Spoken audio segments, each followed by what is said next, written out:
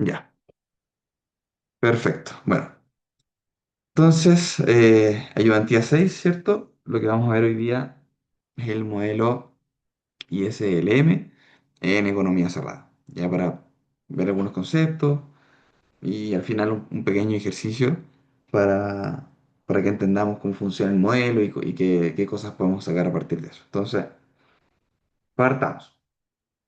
Entonces, vamos a partir primero. Alguien va a querer entrar a la ayudantía, espera un poco. Ya, súper. Entonces, partimos con mercado de bienes, ¿cierto? Y la curva IS. Entonces, ¿qué es esto? ¿Qué es la curva IS? La curva IS representa al final todas las combinaciones, ¿sí? Del PIB, que en este caso lo vamos a anotar con la letra Y, y tasa de interés, y latina. Son distintas. Que al final, ¿qué hacen? Claro, equilibrar el mercado de bienes, ¿cierto? En la ayudantía habíamos visto que esto se planteaba como una economía cerrada con Estado. La típica fórmula que hemos visto, digamos, desde el inicio, ¿cierto? Y igual a C más I más G. Entonces, eh, al final en una economía que es cerrada, ¿cierto? Con Estado, la producción se va a destinar 100% a lo que sería consumo, inversión y el gasto público.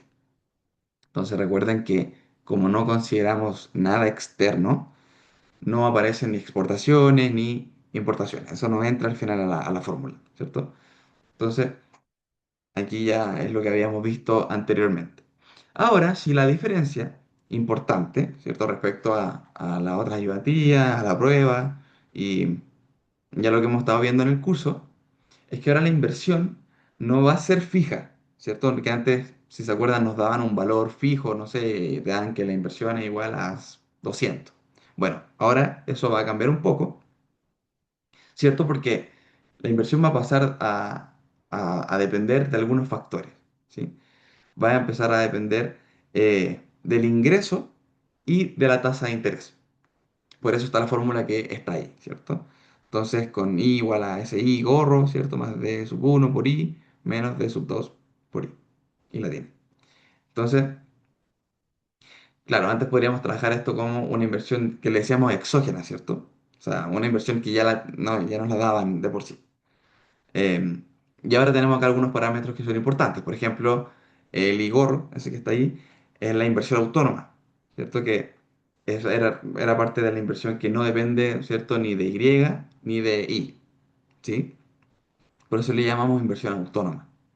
El D sub 1 es la sensibilidad de la inversión, ¿cierto? Al ingreso. En este caso podemos verlo si es que aumenta Y, la inversión aumenta, ¿cierto? Eso también algo habíamos visto en la prueba uno. D sub 2 es la sensibilidad de la inversión a la tasa de interés. Entonces, en este caso podríamos pensar si es que la tasa de interés aumenta, la inversión va a bajar, ¿sí? Lo mismo con lo que habíamos hablado antes, ¿cierto? En ese caso. Y la tasa de interés, bueno, lo que habíamos visto, ¿cierto? Que al final podemos verlo como un costo de financiar algo, una inversión, ¿cierto? Recuerden que la tasa de interés es como el costo de pedir, como podríamos decir, entre comillas, como plata prestada, ¿cierto? Al final, si la tasa sube, financiar proyectos, ese tipo de cosas se vuelve más caro al final. Entonces, las empresas que va a pasar van a invertir menos, ¿sí? Por eso, eh, cuando la tasa de interés aumenta, la inversión tiende a disminuir también, ¿ya? Entonces, bueno, esto para tener un poco claro de cómo funciona la curva IS, ¿cierto? Que recuerden que lo estamos viendo todo esto, la curva IS respecto al mercado de bienes, ¿sí? Eso también es importante. Entonces, ¿cómo podemos ver esto? Acá hay una relación que nos dan, ¿cierto? Eh, que ahí está con la flechita. Entonces, esto lo podemos explicar igual como paso a paso. Al final, ¿qué es lo que nos dicen acá? Bueno, si sube la tasa de interés, al final, ¿qué es lo que puede pasar? Recuerden que ahora ya vieron que las pruebas es bastante como igual de análisis, de pensar qué es lo que pasa cuando uno sube esto o baja lo otro, como bien de respuestas de análisis, entonces seguramente en la otra prueba va a seguir como por ese camino, eh, como con harta teoría. Entonces, si lo pensamos de esta forma, entendiendo el modelo, ¿cierto? bueno, la curva en este caso. Si sube la tasa de interés, al final, ¿qué va a pasar? El crédito, pedir un crédito, ¿cierto? Se va a volver un poco más caro. Eso tiene sentido, ¿cierto? Entonces, ¿qué va a pasar? Eso va a hacer que algunas empresas decidan quizás no invertir, o bueno, o lo pueden postergar para más adelante, ¿cierto? Cuando la tasa sea más baja. Entonces, si cae la inversión, ¿cierto? Va a caer la demanda agregada, porque al final la inversión, ¿cierto? Es parte de ese gasto total que tiene la economía. Entonces, esto es como en cadena, ¿sí? Al final, si cae también la demanda agregada, entonces las empresas van a sí o sí producir menos, ¿cierto? Entonces, ¿qué va a pasar? Bueno, el PIB va a caer. Entonces, igual tiene sentido, pero es importante entender qué es lo que pasa en o sea, en cada factor, ¿cierto? En cada variable. Entonces, claro, podemos decir también que, como sale ahí en el gráfico, ¿cierto? La curva tiene una pendiente negativa, porque cuando la tasa de interés, como vemos acá, es mayor, ¿cierto? Es más alta, el nivel de producción en el mercado de bienes, claro, va a ser menor, ¿cierto? Aquí lo estamos viendo. Una tasa de interés alta, la producción, que es aquí, que es el PIB, es más baja, ¿cierto? Entonces, eh, al final la IS baja porque la tasa alta va a significar una menor inversión y va a significar, por lo tanto, una menor producción también, ¿ya? Pero bueno, obviamente si tienen alguna duda me dicen, no hay ningún problema. Y si no, sigo nomás. Perfecto, entonces, ya viendo la curva IS, ¿cierto? Ahora entramos a lo que es el mercado del dinero, en donde acá está otra curva, que es la LM, ¿cierto? Entonces, aquí es un poco similar respecto a lo que habíamos visto antes, ¿cierto? Que también la LM va a representar una combinación de PIB con tasa de interés, ¿cierto? Pero, en este caso, en el mercado del dinero, ¿sí? Entonces, aquí nos dan el equilibrio monetario, se expresa de cierta forma, ¿cierto? Eh, no, lo importante acá es que nosotros vamos a comparar la cantidad real del dinero que existe en una economía, ¿sí?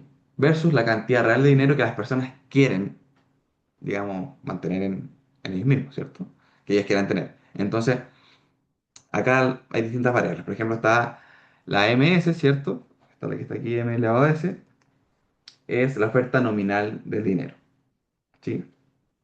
P es el nivel de precios, la, eh, la división entre ambas va a ser la oferta real de dinero. Entonces recuerden que aquí tenemos dos diferencias, ¿cierto? Entre nominal y real, ¿qué era eso? ¿Cuál es la diferencia? Bueno, ahora lo vamos a recordar también. Y también tenemos la demanda real de dinero, ¿cierto? Que es la división entre M con P elevado a D, ¿cierto? Que es solamente una expresión para, una anotación para entender qué es lo que significa, ¿cierto? Que estamos hablando de demanda. Entonces, respecto a la diferencia entre dinero nominal y real, recuerden que a nosotros, en este caso, no nos interesa mucho solamente como saber cuántos pesos hay como en circulación, sino cuánto podemos al final comprar, ¿cierto? Entonces, por eso nosotros vamos a dividir eh, la oferta nominal por el nivel de precios, ¿cierto? Que eso era más o menos lo que habíamos visto antes en el deflactor de PIB, ¿cierto? Y todas esas cosas que habíamos visto antes. Entonces, bueno, aquí tenemos también la expresión de la demanda real y también hay unos parámetros que son bien similares. La F, ¿cierto? Se cambia por una D. En este caso, el F sub 1 es la sensibilidad de la demanda del dinero al ingreso. Aquí, o como estamos en el mercado del dinero, estamos hablando justamente de dinero. Entonces, son sensibilidades, claro. O sea, de cambio, ¿sí? O sea, al final eso es lo que nos importa saber. Por ejemplo, si aumenta Y, ¿qué es lo que pasa en este caso? Bueno, podemos decir que nos va a aumentar la demanda de dinero, ¿cierto? Porque si aumenta la producción, bueno, nosotros con ese cambio, nosotros vamos a obviamente querer demandar más, ¿cierto? Obviamente nosotros necesitamos dinero para justamente producir más. Entonces, obviamente la demanda del dinero va a subir. F sub 2 que ese también está acompañado, bueno, de Y, ¿cierto? F sub 2 está acompañado de la tasa de interés. Entonces, es la sensibilidad de la demanda de dinero a la tasa de interés. Entonces, ¿qué pasa en este caso? ¿Cómo lo podemos interpretar? Si aumenta la tasa de interés, bueno, va a bajar la demanda de dinero, ¿cierto? Eso es lo que pasa también en general. Y tiene relación con la inversión también, ¿cierto? Si sube la tasa de interés, bueno, la inversión disminuye y, bueno, la demanda de dinero también va a hacer que disminuya, ¿cierto? Porque al final va a ser más caro que nos presten plata, por llamarlo de alguna forma, ¿sí? Y bueno, Y, ¿cierto? Que es PIB o el ingreso, ¿cierto? Y la I latina, que es la tasa de interés, ¿ya? Voy a llamarle I ahora a la Y, o sea, perdón, al revés. Voy a llamarle I a la tasa de interés y Y al PIB, ya para no tener que ser Y o Y latina todo el rato, ¿ya? Entonces, dicho eso, em, claro, acá tenemos cómo nosotros vamos a calcular esta curva, ¿sí? Bueno, primero partimos, ¿cierto? De igualar la oferta real del dinero con la demanda, ¿cierto? Oferta y demanda, la igualamos y luego se despeja al final la tasa de interés, la I, ¿sí? Al final despejamos I porque lo que nosotros, por ejemplo, en el gráfico, ¿cierto? Y LM, cuando queramos encontrar el equilibrio, o sea, ponemos normalmente aquí en el eje horizontal, ¿cierto? Lo que es Y en el eje vertical I, ¿sí? Entonces, ahí, perfecto. Entonces, a partir de esta fórmula igual podemos también encontrar ciertas como interpretaciones y deducir ciertas cosas. Por ejemplo, si el PIB sube, va a aumentar al final la demanda del dinero, ¿sí?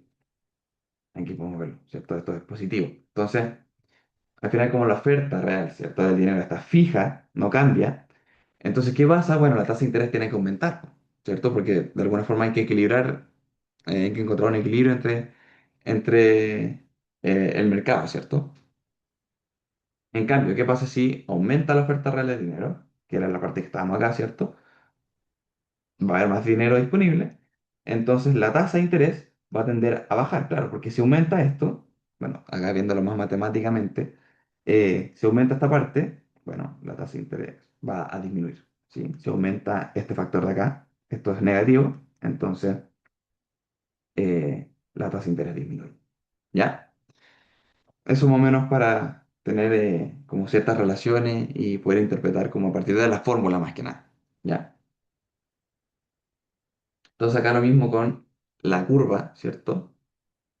LM, que era lo mismo que habíamos visto en la otra curva, ¿cierto? La curva IS. em, También se genera como un efecto en cadena, ¿cierto? Cuando aumenta el PIB, ¿qué va a pasar en este caso? Bueno, vamos a necesitar más, como, llamarlo de cierta forma, ¿cómo lo puedo decir? Como saldo al final, como para realizar más transacciones, ¿cierto? Para poder pagar más, eh, ¿cierto? Todo ese tipo de cosas en un, no sé, por ejemplo, en un proyecto. Entonces, si al final la oferta del dinero no va a cambiar, se mantiene, como habíamos dicho anteriormente, la tasa de interés va a tener que subir necesariamente, ¿sí? Para que así al final la gente no quiera como mantener todo, como más dinero del que ya existe disponible, ¿cierto? De alguna forma eso, la tasa de interés como que equipara un poco para que no haya tanto dinero, digamos, como en circulación, ¿cierto? Entonces, a partir de eso, tenemos lo que es el equilibrio, ¿cierto? Lo mismo que vimos, por ejemplo, en microeconomía, como equilibrio oferta-demanda, bueno, acá es algo similar. ¿Qué pasa acá? El equilibrio ocurre cuando estas dos curvas se intersectan, ¿cierto? Entonces, eh, donde al final donde ambos mercados están equilibrados, valga la redundancia, al mismo tiempo, ¿cierto? Entonces aquí empiezan otro tipo, digamos, de información. Aquí nos dan, por ejemplo, que es la I de equilibrio y la Y de equilibrio, ¿cierto?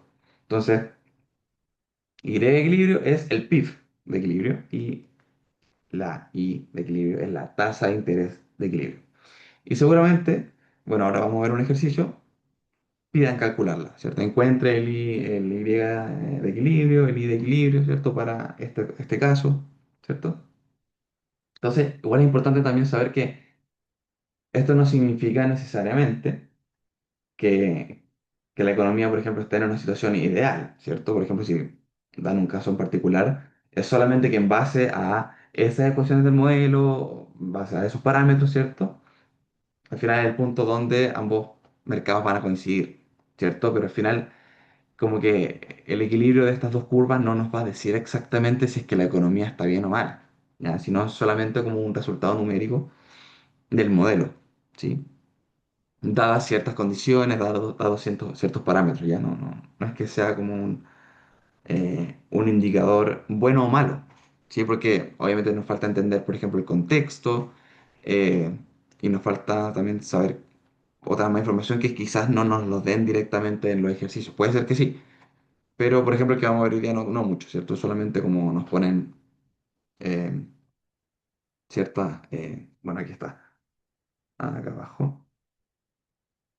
Nos dan solamente una economía, no sé, pues nos dan las fórmulas y listo. Entonces, como no nos da más información, no podemos decir si es que está bueno o malo.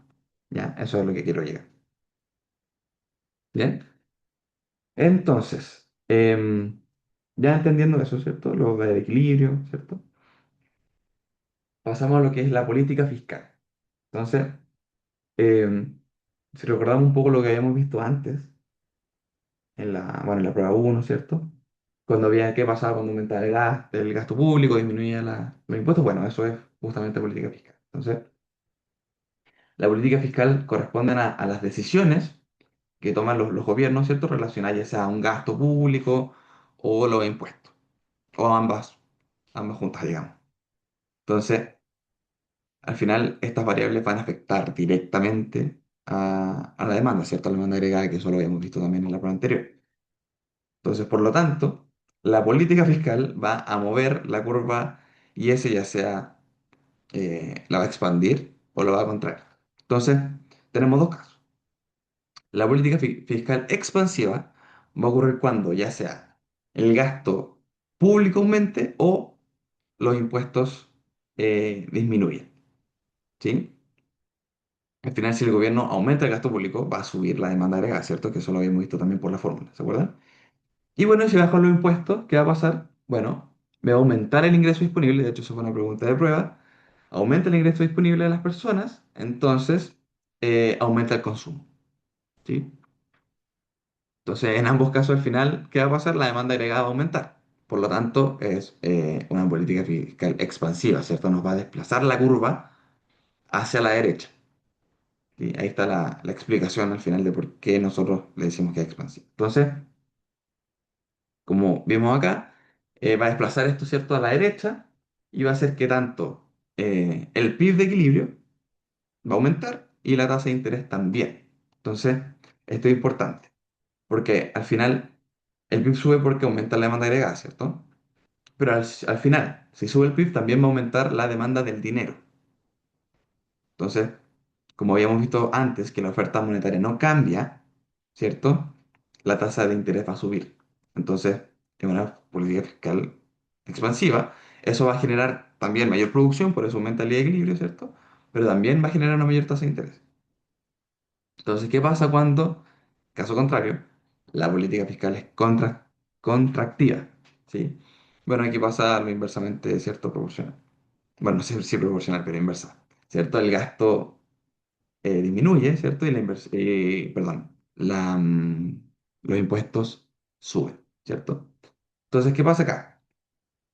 Bueno, la curva se va a desplazar hacia la izquierda. Entonces, ¿qué va a generar eso? Bueno, que tanto la tasa de interés como la producción van a disminuir, ¿cierto? Igual tiene sentido. Porque al final, si el gobierno reduce el gasto, ¿cierto? O sube los impuestos, bueno, la demanda agregada va a disminuir, entonces voy a tener menos plata, voy a tener menos ingresos, ¿cierto? El consumo va a disminuir, ¿sí? Eso al final reduce la producción. Entonces, acá la producción también va a bajar la demanda del dinero y eso va a hacer que baje la tasa de interés. No se mantiene constante en ese caso. Entonces, por eso baja, ¿sí? Entonces, bueno, puede ser quizá un poco enredado, em, pero es importante igual tomarse el tiempo para entender cuáles son los cambios y por qué ocurre también, ¿sí? Igual es bueno también llevarlo como un caso real. Em, Como no sé, por ejemplo, qué pasó con las bencinas, por ejemplo, en el caso de las bencinas, o otros como ejemplos que ha afectado al final macroeconómicamente al país. ¿Ya? Entonces, bueno, ahora vamos con política monetaria en ISLR, ¿sí? En este caso, ¿cierto? Vamos a relacionar siempre lo que es la política monetaria, lo asociamos a veces como el Banco Central, ¿cierto? Al final, lo que hace el modelo, ¿cierto? Al final, el Banco Central va a afectar la economía, cambiando la oferta del dinero, ¿cierto? Lo que hemos visto que era la MS, ¿sí? ¿Se acuerdan? Entonces, por eso al final, la curva está, la LM se va a mover, ¿cierto? Se va a desplazar y bueno, ya sabéis que va a la derecha. Entonces, lo mismo, efecto similar a lo que habíamos visto anteriormente. Cuando la MS, ¿cierto? La oferta real del dinero aumenta, bueno, ¿qué es lo que pasa en este caso? Aumenta la cantidad real del dinero disponible, ¿cierto? Entonces, ¿qué va a pasar? La tasa de interés va a disminuir. Entonces, bajando la tasa de interés, invertir se va a volver un poco más barato, ¿cierto? Porque va a bajar la tasa de interés, entonces hay más, digamos, la gente va a estar más propensa a invertir, ¿cierto? Va a ser más barato que te presten plata. ¿Sí? Entonces, eso va a aumentar la inversión, ¿sí? También va a aumentar la demanda agregada y también va a aumentar el PIB, ¿cierto? Por eso ven que la ley de equilibrio aumenta. Entonces, eso también es importante. ¿Qué pasa con la política monetaria expansiva en este caso? Ahora, caso contrario, si la oferta real del dinero va a disminuir, ¿qué es lo que sucede? Bueno, va a haber menos liquidez en la economía, ¿cierto? Vamos a tener menos plata como, para poder pagar las cosas. Entonces, eso va a generar una alza en la tasa de interés. Entonces, con una tasa alta, bueno, va a disminuir la inversión y va a disminuir también la demanda agregada, bueno, el PIB también y el consumo, ¿cierto? Entonces, esa es más o menos la lógica que hay que tener detrás, ¿sí? Bueno, aquí tenemos un resumen que aquí les hice, ¿cierto? De los desplazamientos, igual se lo pueden aprender o lo pueden también intentar como entender lógicamente, pero si es que no, se la pueden igual aprender de memoria y no hay problema. No sé, bueno, no sé qué tan importante igual sea aprendérsela de memoria como tal, no lo sé, pero aquí está, puede ser útil de todas formas, ¿ya? Simplemente para tener como un pequeño recuerdo. Bueno, ahora nos vamos a los multiplicadores, ¿cierto? Que esto lo hemos visto bastante en las otras ayudantías también. Al final, lo que hacen los multiplicadores nos dicen cuánto cambia el PIB o la tasa de interés cuando cambia una variable. ¿Se acuerdan? Cuando decían, bueno, ¿qué pasa cuando aumenta en tanto el gasto? ¿Cuánto baja los impuestos en tanto? ¿Cierto? Entonces, en la ayudantía anteriores ya habíamos visto, ¿cierto? Que un aumento, por ejemplo, en el gasto autónomo puede tener un efecto en el multiplicador, ¿cierto? Sobre el PIB. Entonces, en este caso, en las curvas pasa algo bien similar. ¿Sí? Pero lo que cambia es que aparece la tasa de interés también, ¿sí? Y el mercado del dinero, para ambos casos. Entonces, para política fiscal, ¿cierto? En cambio, en el gasto autónomo, que es A, entonces lo vamos a poder multiplicar por un delta A, ¿cierto? Tenemos la I de equilibrio y, bueno, la tasa de interés de equilibrio, ¿cierto? La diferencia y también la diferencia del PIB. Entonces, si cambia el gasto autónomo, por ejemplo, no sé, pues, un aumento de G, va a cambiar el equilibrio, ¿sí? De gasto lo va a cambiar. Entonces, el multiplicador fiscal, ¿qué es lo que va a hacer? Claro, el PIB nos va a decir cuánto va a cambiar y el multiplicador fiscal del interés nos va a decir cuánto cambia eh, la tasa de interés, que es I. ¿Sí? Eh, es principalmente eso. Ya lo hemos visto también antes en las otras ayudantías, pero lo que cambia acá es que se agrega, digamos, a la tasa de interés, ¿cierto? Y bueno, la política monetaria, exactamente lo mismo. El cambio en la oferta real del dinero, ¿cierto? Eso también es bien similar y bien parecido. Pero ojo que hoy día no nos vamos a centrar mucho en los multiplicadores, sino más en entender cómo la lógica del modelo, de encontrar y de equilibrio, ¿cierto? En eso nos vamos a centrar más. Ahora por ahora los multiplicadores más como para entenderlos, tenerlos como en cuenta y que obviamente son importantes porque aquí también van a haber ejercicios de decir, como, bueno, ¿qué pasa cuando me aumente el gasto en 50? Bueno, también lo vamos a ver, o cuando o disminuye, no sé, o la inversión.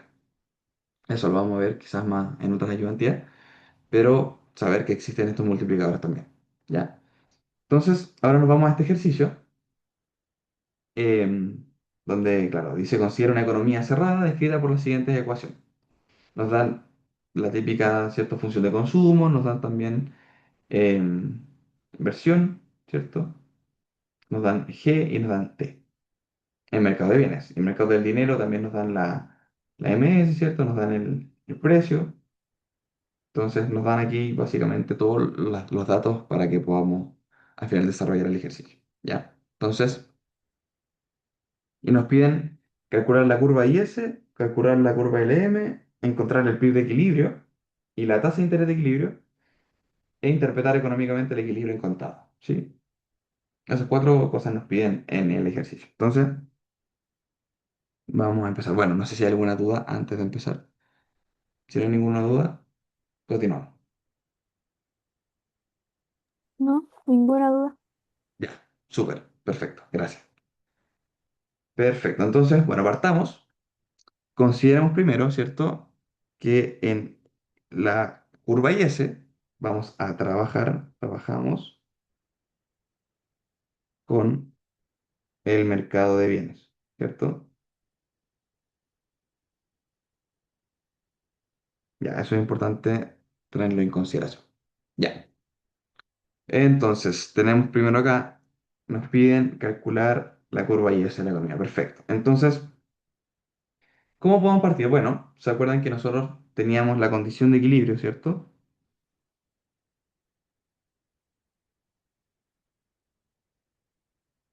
La condición de equilibrio que era I igual a C más I más G, ¿cierto? Entonces, eh, ¿qué más tenemos?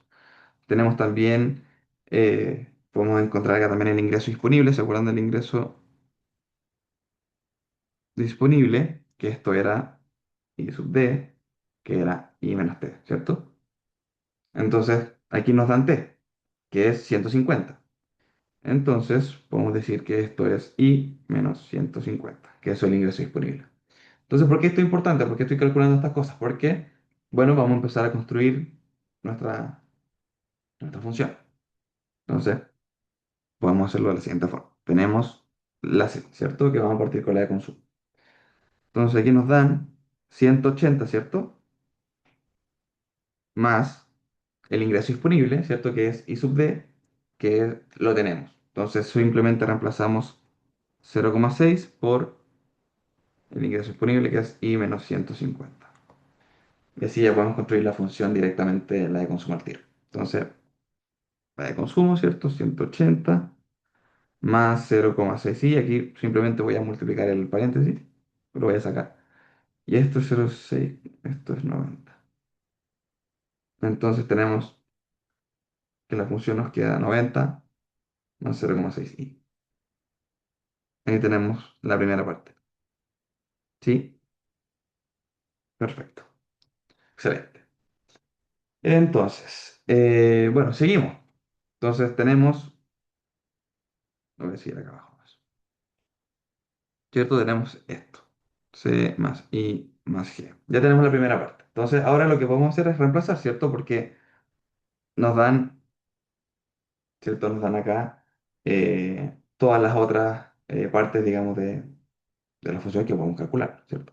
Entonces, reemplazamos directamente acá. Entonces, nos va a quedar Y igual a 90 más 0,6i más la inversión que la tenemos acá, que es 250 más 0,25 y más, es menos o más, menos 1200 y según, bueno, esta es la diferencia, ¿cierto?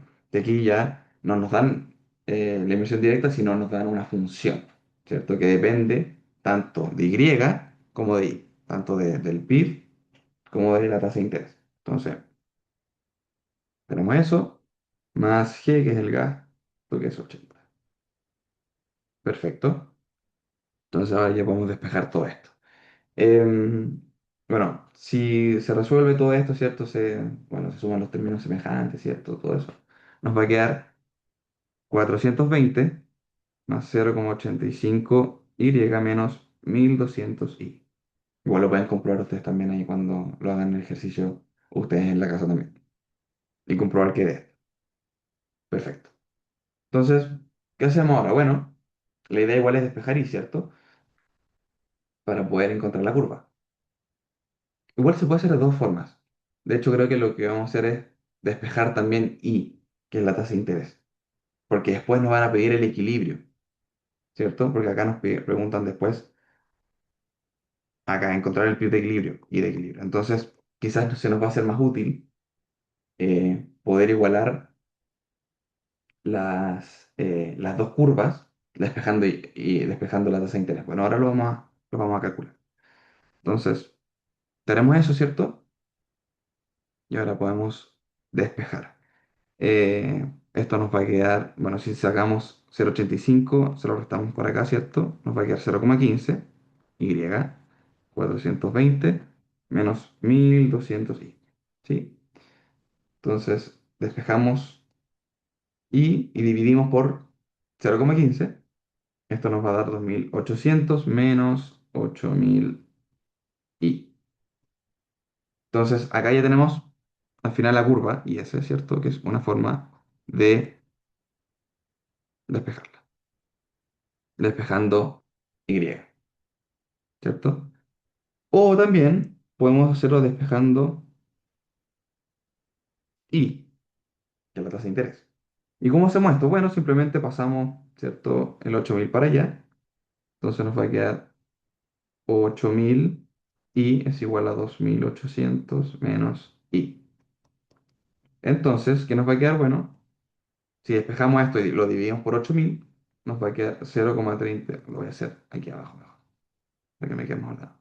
Entonces, si despejamos dividimos, perdón, por 8000, hacemos esto, dividimos por 8000, bueno, multiplicamos por 1/8000, nos va a quedar 0,35 menos 0,0000125 y.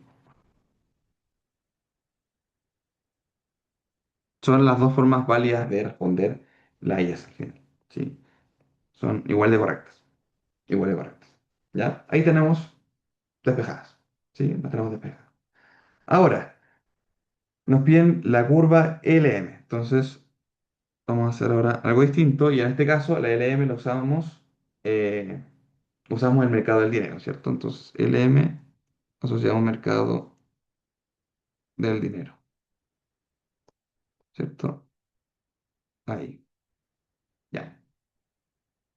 Entonces, recordemos cuál es la condición de equilibrio en este caso.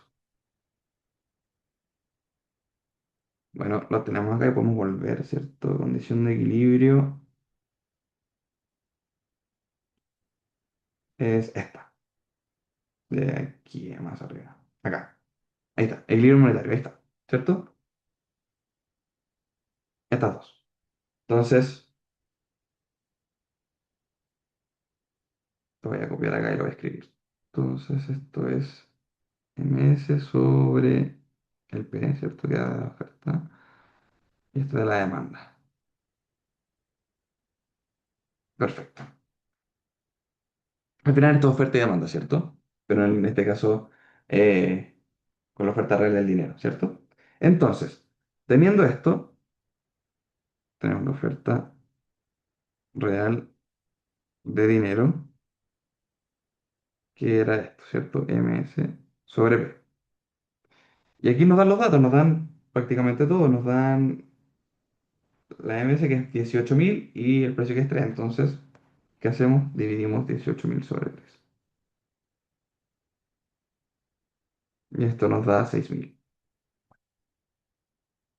Y ahora lo mismo con la demanda, ¿cierto? Real de dinero, que es M sobre P, y esto elevado a B. Entonces, esto nos lo da también acá, ¿cierto? Que es 5i menos 15.000. Entonces, eh, 5i menos 15.000i. Perfecto. Bueno, teniendo eso, ahora tenemos que eh, igualar estas dos, ¿cierto? Igualar tanto la oferta y la demanda, la condición de equilibrio. Entonces, igualamos la oferta y la demanda. ¿Sí? Entonces va a ser 6.000 igual a 5y menos 15.000. 15.000, ¿cierto? Sí, 15.000. Ya. Entonces, acá vamos a hacer lo mismo. Vamos a despejar, ¿cierto? Respecto a la tasa de interés. Entonces, esta nos va a quedar aquí. Lo puedo hacer acá. Entonces nos va a quedar 15.000 y igual a 5 y menos 6.000, ¿cierto? Entonces, si dividimos por 15.000, nos va a quedar 5 sobre 15.000 y menos 6.000 sobre 15.000. Y vamos a tener que la LM va a ser igual a, bueno, 5 sobre 15.000, que es un número bien chico, como se pueden imaginar, es 0,0003333 y menos, en este caso sería 6.000 sobre 15.000, que es 0,4. Y ahí está. Podríamos haber hecho exactamente lo mismo despejando Y, ¿sí? Y la curva al final debería ser exactamente la misma, ¿sí? Perfecto, entonces ya tenemos despejadas estas dos. Ahora nos piden encontrar el PIB de equilibrio, ¿cierto? Entonces nos piden el equilibrio de curva IS y la L, ¿cierto? Entonces tenemos que igualar ambas curvas, ¿cierto? Y en este caso despejando ahí. Perfecto. Entonces anotemos las dos curvas que tenemos acá. Tenemos la IS y la L. Entonces, no me acuerdo, la primera era 0,35 menos, ¿dónde está? Menos 0,000125. 0,000125 y la otra es esta que es 0,000333. Ok. 0,000333 y menos 0. Súper. Entonces tenemos estas dos y ahora lo que tenemos que hacer es igualarlas. Entonces voy a hacer lo mismo para no, para escribir todo esto. Voy a aprovechar que tenemos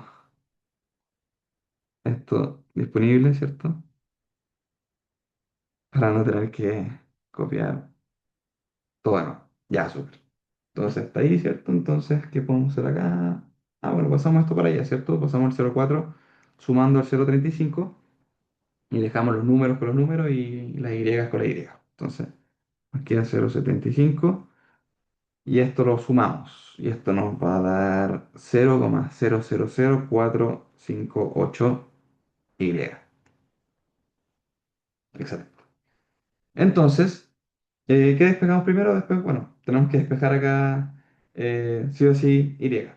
Ahora, si nosotros hubiéramos decidido hacerlo al revés, en este caso estaríamos encontrando justamente primero la tasa de interés y después encontraríamos em, el día de equilibrio, ¿ya? Pero como les digo, ambas formas son correctas. Vamos a llegar al mismo resultado. Entonces, perfecto. Vamos ahora a despejar, ¿cierto? 0,75 sobre 0,000458, ¿cierto? Sí, perfecto. Bueno, si hacemos esta división, nos va a quedar que el I de equilibrio es 1636,36. Súper. Entonces, ahora podemos calcular la tasa de interés, ¿cierto?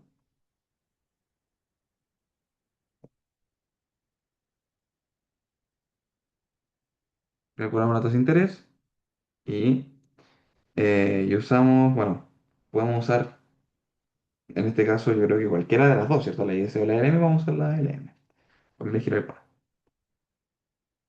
usando la LM. Entonces, la LM era 0,000333 y reemplazamos, lo voy a poner con otro color, y reemplazamos el 1636,36 menos 0,4. Entonces, si hacemos esto, la tasa de interés más o menos nos va a dar 0,1455. Entonces, de equilibrio va a ser de un 14,55% aproximadamente. Perfecto. Entonces, ya tendríamos encontrado el equilibrio, ¿cierto? Lo que primero hicimos fue, ok, estamos en el mercado de bienes, entonces la condición de equilibrio en el mercado de bienes, y igual a C más I más G, resolvimos, y lo mismo para el mercado del dinero. ¿Cuál es la condición de equilibrio? Perfecto, y igualamos, ¿cierto? Oferta con demanda. Y después para encontrar equilibrio, igualamos las dos curvas. Y después despejamos, al final con igualar estas dos curvas, encontramos el Y de equilibrio y también la tasa de interés de equilibrio. ¿Sí? Entonces ahora nos piden en la cuarta, uy, me quedo muy feo ahí. En el cuarto inciso nos piden interpretar económicamente el equilibrio encontrado. Ya, si se acuerdan, esto lo habíamos hablado, ¿cierto?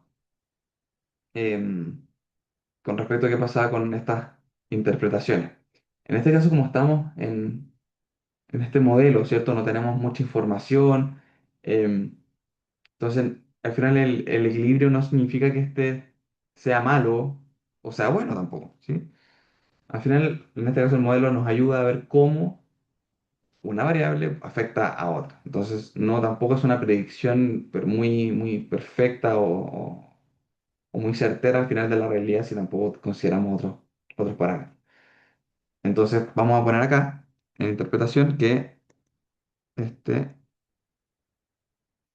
equilibrio no significa que la economía esté necesariamente bien o mal.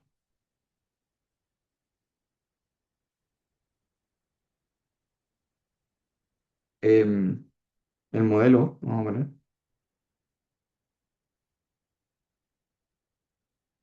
nos ayuda a ver cómo una variable afecta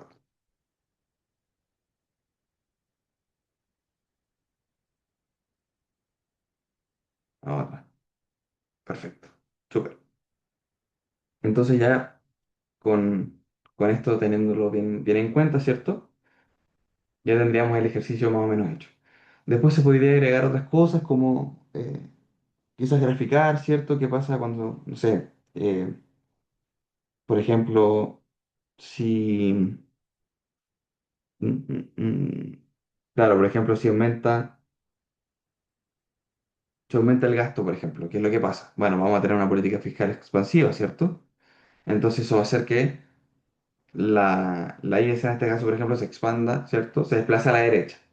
Entonces, calcule los nuevos I de equilibrio y la tasa de interés también de equilibrio nueva, ¿cierto? A partir de este cambio, ¿cierto? En el aumento de G o, en caso contrario, por ejemplo, si usamos la política fiscal contractiva, ¿qué pasa si aumentan los impuestos en esto, en tanto? Entonces, calcule, grafique primero cómo cambia la curva, ¿cierto? En este caso sabemos que se va a desplazar hacia la izquierda y también vamos a saber que tanto nuestra tasa de interés y el PIB van a ser más bajos, van a disminuir.